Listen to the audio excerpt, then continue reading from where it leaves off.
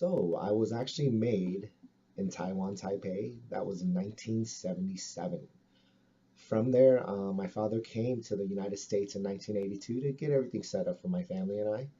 And in 1984, when I was 8 years old, my mother, my older brother, and myself moved down to the West Covina Walnut area to rejoin my father, and obviously in California. Thereafter, moved to a few different places, but currently I reside in the city of Rowland Heights, what I consider the new Chinatown of the area. Some great dim sum around here. If you haven't tried it, you have to. I attended school pretty much where I grew up. So from Hurley Elementary to Giano Junior High to Nogales High School, which I graduated in 1995. Thereafter, attended the California State University of Fullerton.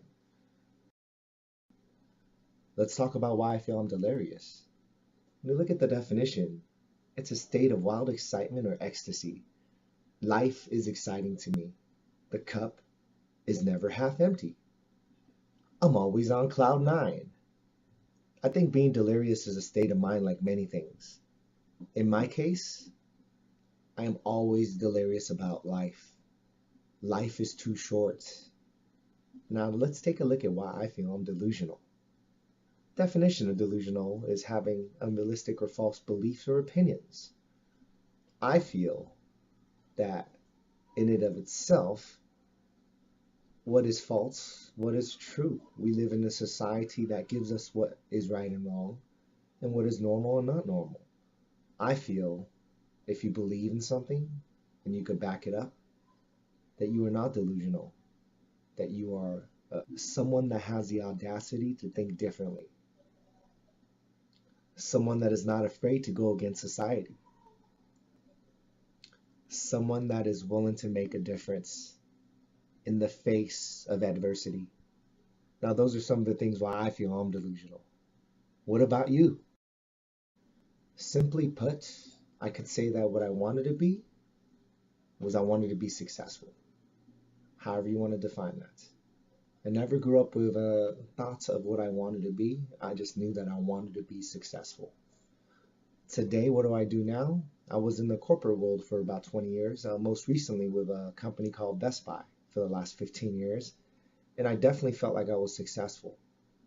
However, something was still missing. I think how we met was, it was freshman year, high school, Nogales. We both played the saxophone, and yes, we both attended freshman band camp. That is where we met, and where I met John Veer for the first time. My first impressions of John Veer was that he was definitely someone that was cool. He had the right hair, he had the right clothes, he had friends, all the women loved him.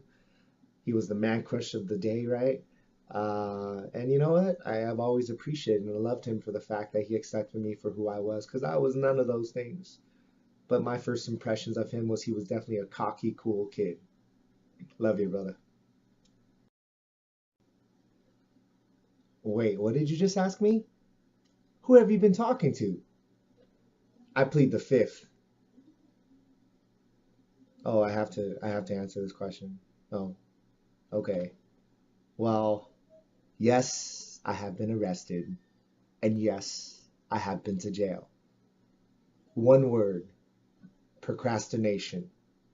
Pay your tickets on time, 'cause the popo don't play. Stay away from jail, kids. Stay away from jail. It's not a good place. Do not procrastinate. That's all I have to say about that.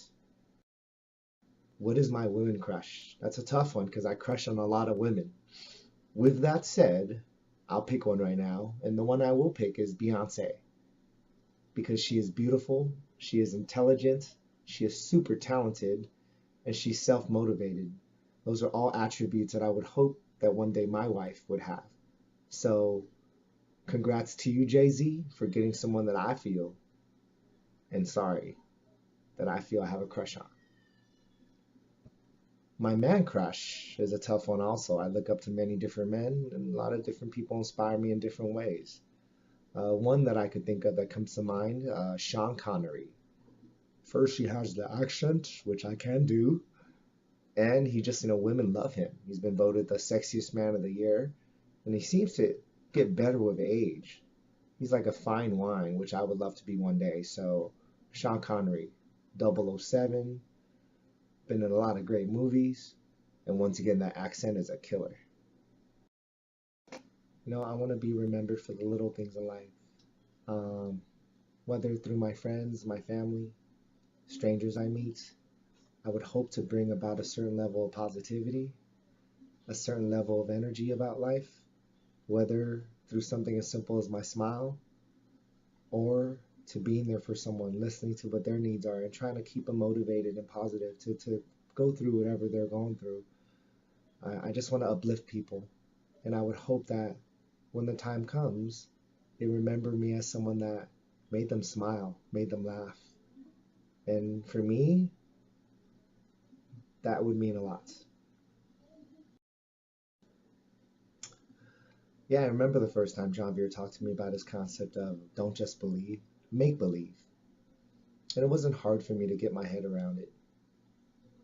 Why? Because in some way, shape, or form, that was already in me. I feel the concept of make believe is one that connects to the inner child in all of us. And the reason I say that is children have wondrous imaginations. Children they don't let society norms, they don't let people, they just don't let things stop them. Children have an imagination that take them as far as they want to be. And I think as we get older, as we become adults, we lose sight of that. So don't just believe, make believe frees our minds from whatever we're dealing with every day. Allows us to put us in places where we may never be. And until we could free our minds in that manner, I feel the concept of make believe really allows us to hopefully one day obtain that belief. And that in and of itself is a wondrous thing. To free your mind is a wondrous thing. So don't just believe, make believe.